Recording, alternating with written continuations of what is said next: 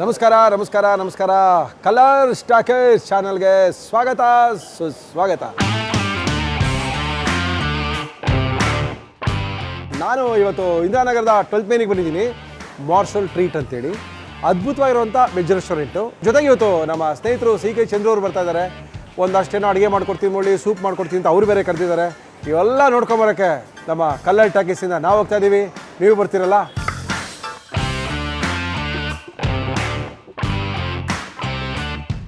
Usually ತುಂಬ ಜನ ಅಂದ್ಕೊಂಡಿದ್ದಾರೆ ಮುರಳಿಯವರು ನಾನ್ ವೆಜ್ಜೇ ತಿನ್ನೋದು, ವೆಜ್ ತಿನ್ನಲ್ಲ, ವೆಜ್ಜನ್ನು ಇಷ್ಟಪಡಲ್ಲ ಅಂತ.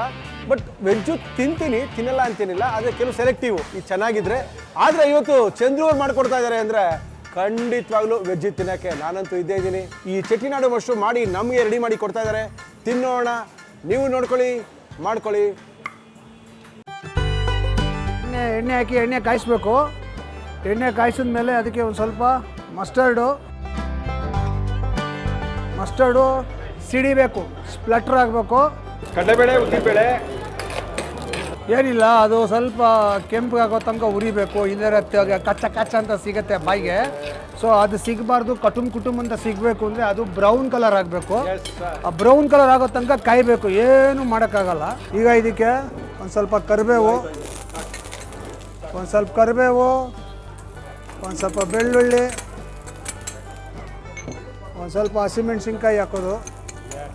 ಹಸಿಮೆಣ್ಸಿನ್ಕಾಯಿ ಜಾಸ್ತಿ ಹಾಕ್ತಾಯಿದ್ದೀನಿ. ನೀವೆಲ್ಲ ನಾನ್ ವೆಜ್ ತಿನ್ನೋರು ಖಾರ ಚೆಂದ ತಿಂತೀರಾ ಅಂತ ಗ್ಯಾರಂಟಿ ನನಗೆ. ಸ್ವಲ್ಪ ಅರಿಶಿನ ಪುಡಿ ನೋಡಿ, ಅಡುಗೆ ಮಾಡೋರ್ಗೂ ಅಡುಗೆ ಮಾಡದಿರೋರ್ಗೂ ವ್ಯತ್ಯಾಸ ಏನಂದರೆ ನೀವು ಘಾಟ್ ನಿಮ್ಗಾಗತ್ತೆ, ನಮಗೆ ಘಾಟ್ ಆಗೋದೇ ಇಲ್ಲ. ನೀವೇ ಘಾಟು ಸರ್. ಹೆಂಗೆ ಈಗ ಇದಕ್ಕೆ ಹೋಲ್ ಮಸಾಲಾಸು, ಏಲಕ್ಕಿ, ಚಕ್ಕೆ, ಆಮೇಲೆ ಸ್ಟಾರ್ ಅನೀಸು ಎಲ್ಲ ಹಾಕಿದೆ. ಈರುಳ್ಳಿ, ಗ್ರೌಂಡ್ ಮಸಾಲ,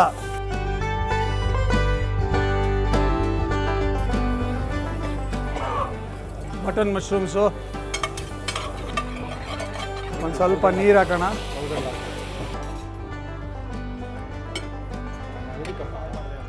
ಧನಿಯಾ ಪುಡಿ. ಚಂದ್ರು ಅವರು ಮನೆಯಲ್ಲೇ ತಂದಿರತಕ್ಕಂಥ ಮಸಾಲ ಹಾಕ್ತಾ ಇದ್ದಾರೆ.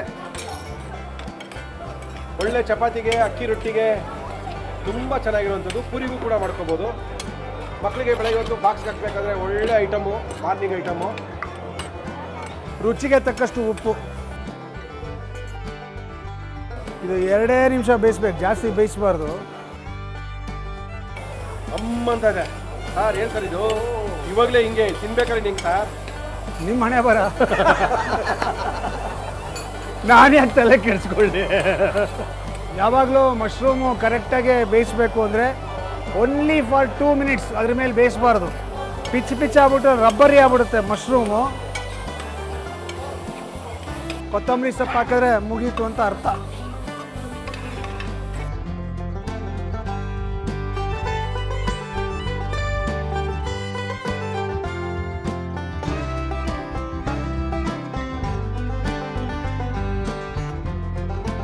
ಚೆಟ್ಟಿನಾಡು ಮಶ್ರೂಮು ತಿಂದು ನೋಡಿ, ಚೆನ್ನಾಗಿದೆ ಅಂತೇಳಿ, ಚೆನ್ನಾಗಿಲ್ಲ ಅಂತೇಳಿ ತಿನ್ಕೊಳ್ಳಿ, ಮಾಡ್ಕೊಳ್ಳಿ. ಚಾನ್ಸೇ ಇಲ್ಲ. ಯಾಕಂದರೆ ಇವ್ರು ಮಾಡೋದು ನಾವು ಮಾಡ್ಕೊಂಡಿದ್ದೀವಿ, ಬೇಕಾದಷ್ಟು ತಿಳ್ಕೊಂಡಿದ್ದೀವಿ.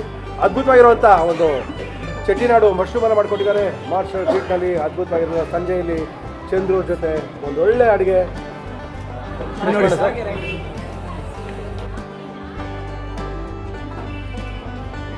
ಮಾಡಿದ್ರು ತಿನ್ನಲೇಬೇಕು. ಏನು ಮಾಡೋಕ್ಕಾಗಲ್ಲ, ನೀವು ಮಾಡೇ ಬರ. ಹೆಂಗಿದೆ ಸರ್ ಇವ್ರು ಹೆಂಗಿದೆ ಸರ್ ಹೆಂಗಿದೆ ಸರ್ ಅಂತ ಅದ್ಭುತವಾಗಿ ಮಾಡಿದ್ದಾರೆ. ಸಿಕ್ಕಾಪಟ್ಟೆ ಚೆನ್ನಾಗಿ ಮಾಡಿದ್ದೀರಿ ಸರ್. ಥ್ಯಾಂಕ್ ಯು, ಖುಷಿ ಆಯಿತು. Thank you. ಇಲ್ಲಿ ನಾವು ಮಾಡ್ಕೊಂಡಿದ್ದೀವಿ, ತಿನ್ಕೊಂಡಿದ್ದೀವಿ, ನೀವು ಮಾಡ್ಕೊಳ್ಳಿ ತಿನ್ಕೊಳ್ಳಿ. ಚಂದ್ರು ಅವ್ರು ಕೇಳಿದ್ವಿ, ಚಂದ್ರು ಅವರೇ ಏನು ಸರ್ ಯಾವಾಗಲೂ ನೀವು ಇದನ್ನೇ ಮಾಡ್ತೀರಾ? ಯಾವತ್ತಾರು ಒಳ್ಳೆ ಸೂಪ್ ಮಾಡಿದ್ದೀರಾ? ನಮ್ಮ ಮಾರ್ಷಲ್ ಟ್ರೀಟ್ನಲ್ಲಿ ಒಂದು ಖಾರವಾಗಿರುವಂಥ ಒಂದು ಆರೋಗ್ಯಕರವಾದಂಥ ಒಂದು ಸೂಪನ್ನು ಮಾಡ್ತೀವಿ. ಅದು ನುಗ್ಗೆಕಾಯಿಯ ಸೂಪು, ಡ್ರಮ್ ಸ್ಟಿಕ್ಕಿನ ಸೂಪ್ ಅಂತ ಹೇಳಿದ್ವಿ. ಮಾಡಿ ನಾವು ತೋರಿಸ್ಕೊಡ್ತಾ ಇದ್ದಾರೆ ನಮ್ಮ ಶೆಫ್ ಅವರು. ಅದೇ ಥರನೇ ಚಂದ್ರು ಅವರು ಮಾಡ್ತಾ ಇದ್ದಾರೆ. ಅದ್ಭುತವಾಗಿರುವಂಥ ಡ್ರಮ್ ಸ್ಟಿಕ್ಕಿನ ಸೂಪು ನಮ್ಮ ಇವತ್ತಿನ ಈ ಕಾರ್ಯಕ್ರಮದಲ್ಲಿ. ಈಗ ಎಣ್ಣೆ ಕಾದಿದೆ, ಅದಕ್ಕೆ ಒಂದು ಪಲಾವ್ ಎಲೆ ಹಾಕಿದ್ದೀನಿ. ಅದಕ್ಕೊಂದು ಸ್ವಲ್ಪ ಜೀರಿಗೆ, ಕೊತ್ತಂಬರಿ ಬೀಜ ಒಂದು ಅರ್ಧ ಸ್ಪೂನು, ಮೆಣಸು, ಇದೆಲ್ಲ ಹೋಲ್ ಮಸಾಲೆಸೇ ಹಾಕೋದು. ಇದಕ್ಕೆ ಫೈನ್ಲಿ ಚಾಪ್ಡ್ ಬೆಳ್ಳುಳ್ಳಿ,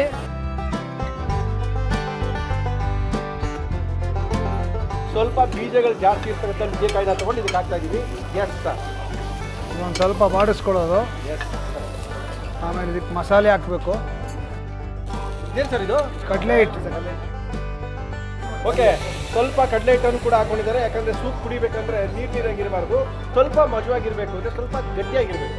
ಇದು ಚೆನ್ನಾಗಿ ಬಾಯ್ಲ್ ಮಾಡಿ ಆಮೇಲೆ ಇದನ್ನು ಬೆಂದ ಮೇಲೆ ಇದನ್ನು ಗ್ರೈಂಡ್ ಮಾಡಿ ಸಾರ ಎಲ್ಲ ತೆಗೆದ್ರೆ ಫಸ್ಟ್ ಕ್ಲಾಸ್ ಆಗಿರೋ ಸೂಪರ್ ಆಗಿರೋ ಡ್ರಮ್ ಸ್ಟಿಕ್ ಸೂಪ್ ರೆಡಿ ಆಗುತ್ತೆ. ಕೊತ್ತಂಬರಿ ಸೊಪ್ಪು ಬದಲು ಕೊತ್ತಂಬರಿ ಸೊಪ್ಪಿನ ಕಡ್ಡಿಗಳು.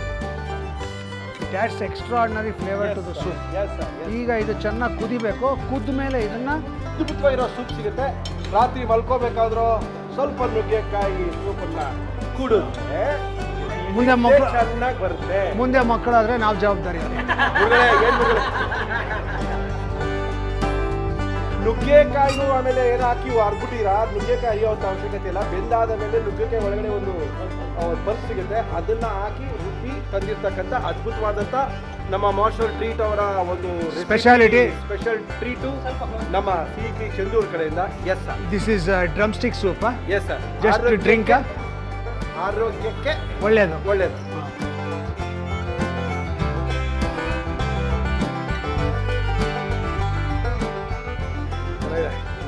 ಖಾರ ಇದೆಯಾ? ಸ್ವಲ್ಪ ಖಾರನೇ ಜಾಸ್ತಿ ಇದೆ ಸರ್. ಅದೇ ನಿಮ್ಮ ಸೌಂಡ್ ಕೊಡಿ ಸರ್ ಒಂದ್ಸರಿ. ಇಲ್ಲ ಸರ್, ಹಳೆ ಕುದುರೆ ಹೊಸ ಕುದುರೆ ಸರ್. ಸೂಪರ್, ಅದ್ಭುತವಾಗಿ ಮಾಡಿದ್ದಾರೆ. ಶೀತ ಕೆಮ್ಮು ನೆಗಡಿ ಇರೋವಂಥವ್ರಿಗೆ, ರಾತ್ರಿ ಹೊತ್ತು ನಿದ್ದೆ ಬರದೇ ಇದ್ದಂಥವ್ರಿಗೆಲ್ಲರೂ ಅದ್ಭುತವಾಗಿರುವಂಥ ಸೂಪು ಇವತ್ತಿನ ಚಂದ್ರವರ ಕೈ ಕಡೆಯಿಂದ ಮಾರ್ಷಲ್ ಟ್ರೀಟ್ ಅವರ ಹೋಟೆಲ್ನಲ್ಲಿ ಒಂದು ಒಳ್ಳೆ ಸೂಪು. Thank you. ನೀವು ಮಾಡ್ಕೊಳ್ಳಿ, ನೋಡ್ಕೊಳ್ಳಿ, ಮಾಡ್ಕೊಳ್ಳಿ, ಕುಡ್ಕೊಳ್ಳಿ.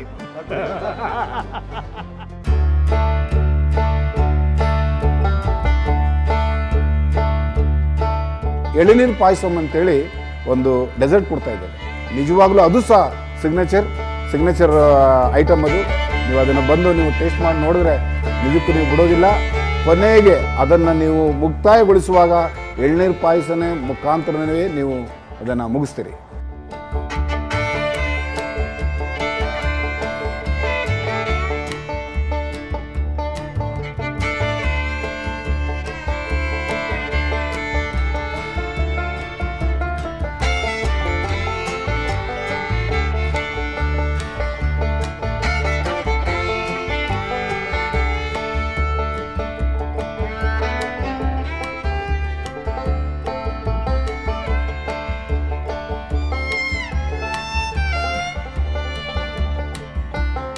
We had a fantastic time. I think you guys should come here because there's a lot of variety, there are a lot of dishes that you wouldn't have even heard of.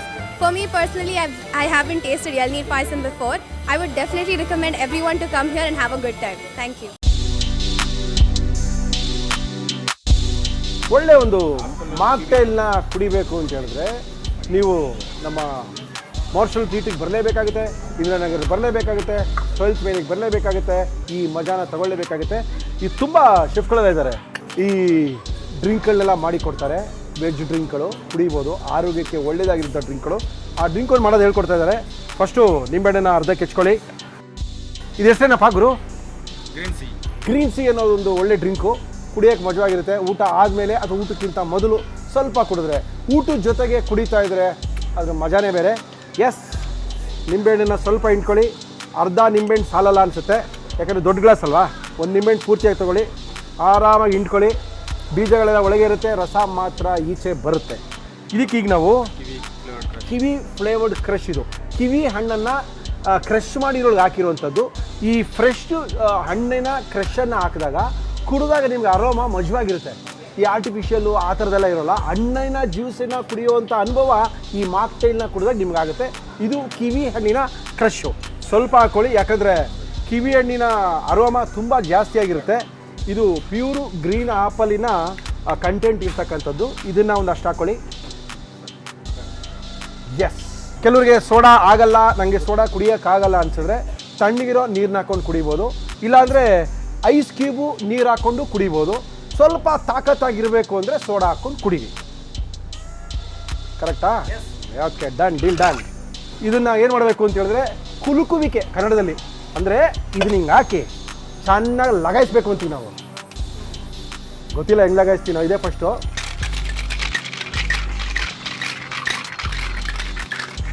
Yes,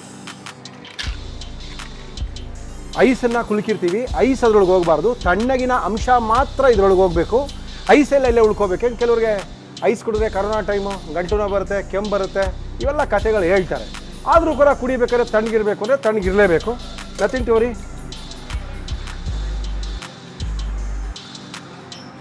S, ಸ್ವಲ್ಪ soda ಬೇಕಾದ್ರೆ soda ಹಾಕೋಬೋದು, soda ಬೇಡ ಅಂದವರು ನೀರನ್ನ ಹಾಕೋಬೋದು. S, ಕೊಡಬೇಕಾದ್ರೆ ಇದ್ರ ಮೇಲ್ಗಡೆ ಹಿಂಗೆ ಕೊಟ್ಟರಾಗಲ್ಲ, ಸ್ವಲ್ಪ ಪುದೀನ ಎಲೆಗಳನ್ನ ಮೇಲಾಕಿ ಕೊಟ್ಟರೆ ಅದ್ರ ಮಜಾನೇ ಬೇರೆ. ಎಸ್, ಸ್ವಲ್ಪ ಯಾಕಂದರೆ ಇದು ಆಕ್ಚುಲಾಗಿ ಗ್ರೀನ್ ಆ್ಯಪಲು ಮತ್ತು ಕಿವಿ ಫ್ರೂಟಿಂದ ಮಾಡಿರೋದಾಗಿರೋದ್ರಿಂದ ನಿಂಬೆಹಣ್ಣಿನ ಅವಶ್ಯಕತೆ ಇರಲ್ಲ. ಆದರೂ ಕೂಡ ಶೋಕಿಗೆ ಸ್ವಲ್ಪ ನೋಡೋಕ್ಕೆ ಚೆನ್ನಾಗಿ ಕಾಣೋಕ್ಕೆ ಸ್ವಲ್ಪ ಏನೋ ಲುಕ್ ಆ್ಯಂಡ್ ಫೀಲ್ ಚೆನ್ನಾಗಿರಬೇಕು. ನೋಡಿದ ತಕ್ಷಣ ಯಾರು ಹೆಂಗಿರ್ತಾರೋ ಆಮೇಲೆ ನೋಡಿದ ತಕ್ಷಣ ಲುಕ್ ಆ್ಯಂಡ್ ಫೀಲು ಚೆನ್ನಾಗಿರ್ಬೇಕಲ್ವಾ, ಅದಕ್ಕೋಸ್ಕರ ಇದು. ಓಕೆ, ಇದು ನಮ್ಮ ಮಾರ್ಷಲ್ ಟ್ರೀಟಿನ ಅದ್ಭುತವಾದಂಥ ಒಂದು ಡ್ರಿಂಕು. ಕುಡಿದು ನೋಡಿದ್ರೆ ಮಜವಾಗಿರುತ್ತೆ ಅಂದ್ಕೊಂಡಿದ್ದೀನಿ. ಕುಡಿಯೋಕ್ಕೆ ಯಾರು ಬರದೇ ಇದ್ರೂ ಪರವಾಗಿಲ್ಲ, ನಾವೇ ಇದ್ದೀವಲ್ಲ.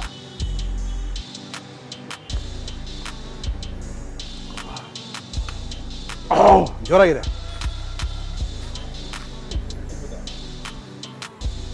ಈ ಥರ ಒಳ್ಳೆ ಡ್ರಿಂಕ್ಗಳು, ಒಳ್ಳೆ ವೆಜ್ ಐಟಮ್ಗಳು, ಪಿಜ್ಜಾಗಳು, ಒಳ್ಳೆ ಸ್ಟಾರ್ಟರ್ಗಳು, ನಾನ್ಗಳು, ರೋಟಿಗಳು, ಬಿರಿಯಾನಿಗಳು, ವೆಜ್ ಬಿರಿಯಾನಿಗಳು ಮೊದಲೇ ಹೇಳ್ತಾ ಇದ್ದೀನಿ.